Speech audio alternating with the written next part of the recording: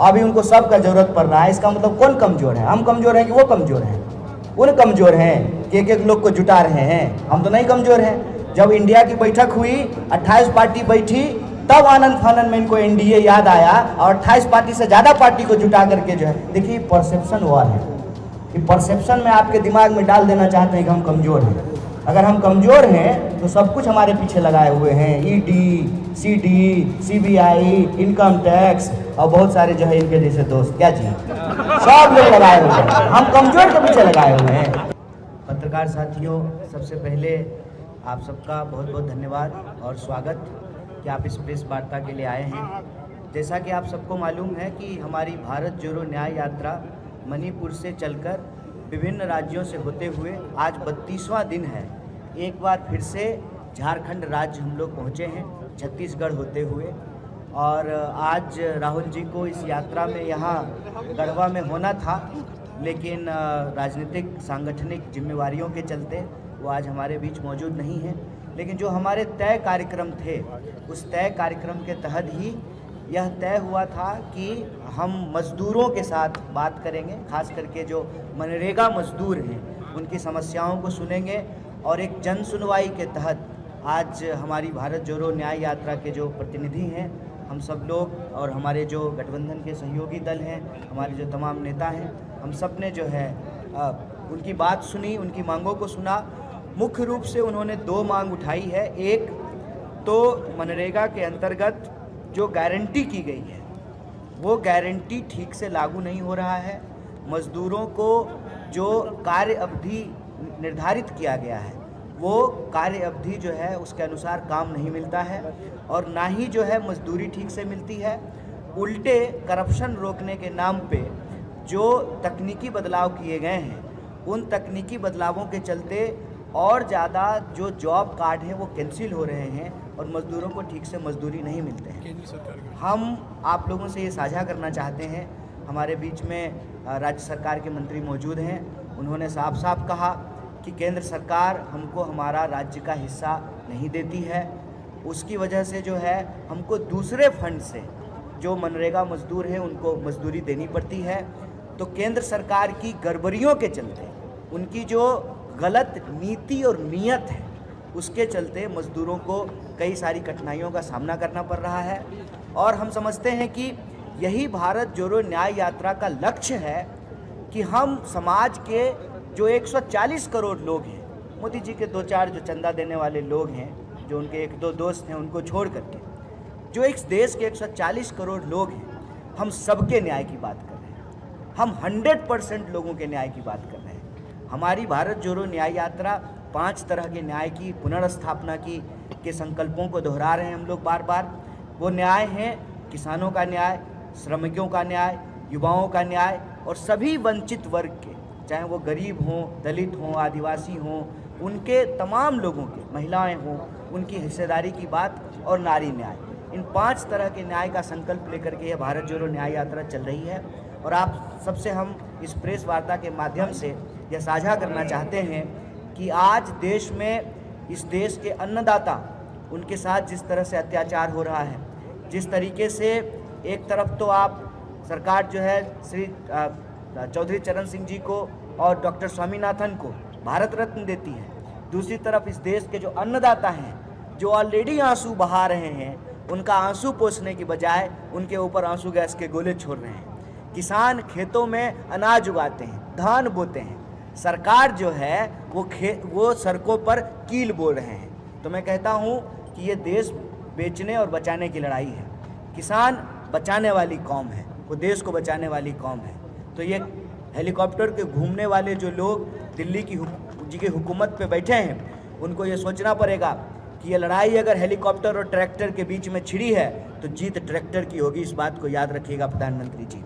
आपको एमएसपी की गारंटी करनी पड़ेगी। और मैं आपको आखिरी बात बोल करके अपनी बात खत्म करूंगा कि हमारे राष्ट्रीय अध्यक्ष श्री मल्लिकार्जुन खड़गे साहब ने कल अंबिकापुर के जनसभा में यह घोषणा किया है कि हमारी सरकार आएगी, हम एमएसपी को कानूनी दर्जा देंगे और जो डॉक्टर स्वामीनाथन की सिफारिशें हैं उनके फार्मूले के हिसाब से MSP जो है किसानों को दिया जाएगा, इसकी गारंटी की जाएगी। इसकी घोषणा जो है हमारे राष्ट्रीय अध्यक्ष ने की है, हमारे नेता श्री राहुल गांधी ने किया है। तो आपके माध्यम से हम एक बार फिर से इस बात को दोहराना चाहते हैं कि भारतीय राष्ट्रीय कांग्रेस और भारत जोड़ो न्याय यात्रा का संकल्प ये है कि हम 5 तरह के न्याय की स्थापना करके इस देश को शक्ति देंगे। और वो 5 न्याय है: युवा का न्याय, हिस्सेदारी का न्याय, नारी का न्याय, किसान का न्याय और मजदूर का न्याय। और न्याय देने से जो इस देश को शक्ति मिलेगी। और आज जयराम जी ने एक बात कही है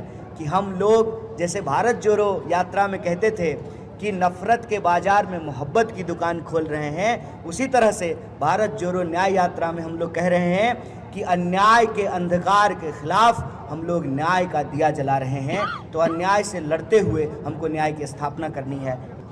बड़ा आप हड़बड़ाएल आदमी है, इतना मत हड़बड़ाइए। वायरल होने का मन है आपको, हो जाइएगा, कोई बात नहीं, हड़बड़ाइए नहीं। अभी जो है किसान को लेकर के, किसान न्याय से जुड़ा हुआ एक घोषणा किया गया है। सुनिए ठीक से थोड़ा, तो क्या है कि प्रधानमंत्री जब से आए हैं ना, लोग सुन ही नहीं रहा है, खाली अपने ही मन का बात करता है, लोग दूसरे का सुनता नहीं है। थोड़ा सुना कीजिए। एक न्याय से संबंधित एक घोषणा हुई है। अभी 5 न्याय है। कौन 5 न्याय है? याद हुआ आपको? बोलिए तो जरा कौन न्याय है, हम फिर से बोलते हैं, याद आ जाएगा। युवा न्याय, समझे, फिर भागीदारी न्याय, हिस्सेदारी न्याय भी उसको बोलते हैं, फिर नारी न्याय, याद कीजिए फिर ना भूल जाइएगा। उसके बाद किसान न्याय और मजदूर न्याय, 5 को याद हुआ। उसमें से किसान न्याय से एक जुड़ा हुआ घोषणा अभी हुआ है, कल अंबिका भवन में। अभी और होगा, दिखाइएगा, लेकिन दिखाइए, पता नहीं दिखाइएगा कि नहीं दिखाइएगा, अंबानी का चैनल पता नहीं दिखाइएगा कि नहीं, लेकिन दिखाइएगा। अभी घोषणा होगा, अभी एक घोषणा हुई है कि MSP की गारंटी करेंगे, कानूनी दर्जा देंगे, समझे, और जो कैसे तय करेंगे, तो जो स्वामीनाथन जी का फार्मूला है, जिसको मोदी जी दिए हैं भारत रत्न ना, उन्हीं का फार्मूला लागू करेंगे। कन्हैया जी, आपसे युवाओं को लेकर आपका एजेंडा क्या रहेगा कन्हैया जी? अभी युवाओं को लेकर के भी घोषणाएं हो रही हैं। अभी उसको लेकर के जो है गारंटी की घोषणा नहीं हुई है, लेकिन युवा न्याय के तहत हम आपको बता दें कि रोजगार की गारंटी करनी है। सबसे ज़्यादा जो है रिक्त पद आज के डेट में खाली पड़े हुए हैं सब विभाग में, 10 लाख से ज़्यादा नौकरी खाली है केंद्र सरकार में, और भर्ती नहीं होता है समय पे। भर्ती अगर होने की बारी आए तो पता चला कि एग्ज़ाम सेंटर पे जाइएगा, प्रश्न पत्र लीक हो गया है, पैसा लेकर के सीट बेच दिया है, तो नौजवान सब परेशान है। तो इसको कैसे कानून के दायरे में लाए कि जो है ना, ये भर्ती विधान को हम लेकर के आएंगे। अभी वो सब चीज़ तैयार हो रहा है। अभी किसान न्याय से संबंधित एक घोषणा हुई है। इसी तरह से बारी बारी से सभी न्याय से जुड़ी हुई घोषणाएं होंगी। कन्हैया जी, आप न्याय यात्रा, भारत जोड़ो न्याय यात्रा लेकर चल रहे हैं और आपकी पार्टी जो है बिखर रही है, क्या कहेंगे? ना, हमारी पार्टी नहीं बिखर रही है। हमारी पार्टी बिखरने का मतलब होता है पार्टी के कार्यकर्ता और मतदाता का बिखरना। नेता सब थोड़ा कहीं दया बाया समझ रहे हैं ना, तो वॉशिंग मशीन उधरे है ना JP नड्डा जी के घर में, उधर जाके धुल जाते हैं। तो सब लोग धुलने के लिए जा रहा है, तो आपको क्या लगता है? आपको क्या लगता है? धुल नहीं जा रहा है। और ये सवाल पूछिए उनसे कि जो पार्टी पे आप आरोप लगाते थे परिवारवादी होने का, भ्रष्टाचारी होने का, वो नेता सब आपके पास आकर के सुन्नर चिकन कैसे हो जा रहा है? पूछना चाहिए ना।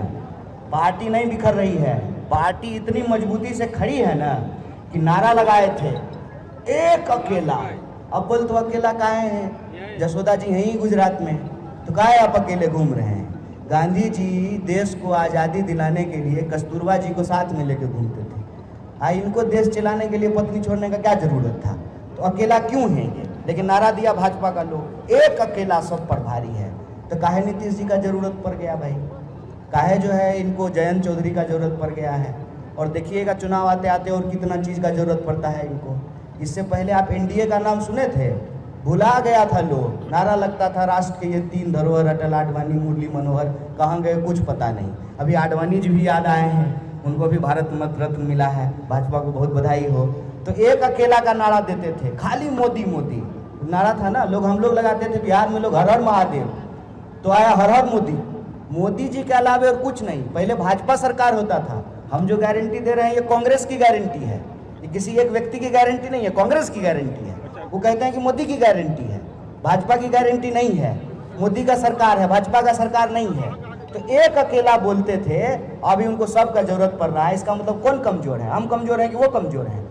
वो कमजोर हैं कि एक लोग को जुटा रहे हैं। हम तो नहीं कमजोर हैं। जब इंडिया की बैठक हुई, 28 पार्टी बैठी, तब आनंद फानंद में इनको एनडीए याद आया और 28 पार्टी से ज़्यादा पार्टी को जुटा करके जो है, देखिए परसेप्शन वॉर है। ये परसेप्शन में आपके दिमाग में डाल देना चाहते हैं कि हम कमज़ोर हैं। अगर हम कमज़ोर हैं तो सब कुछ हमारे पीछे लगाए हुए हैं, ED, CD, CBI, income tax और बहुत सारे जो है इनके जैसे दोस्त, क्या चीज़, सब लोग लगाए हुए हैं। हम कमज़ोर के पीछे लगाए हुए हैं कि मजबूत के पीछे लगाए हुए हैं? अंतिम बात बोलते हैं, बात याद रखिएगा कि मजबूरी का नाम महात्मा गांधी नहीं होता है, मजबूती का नाम महात्मा गांधी।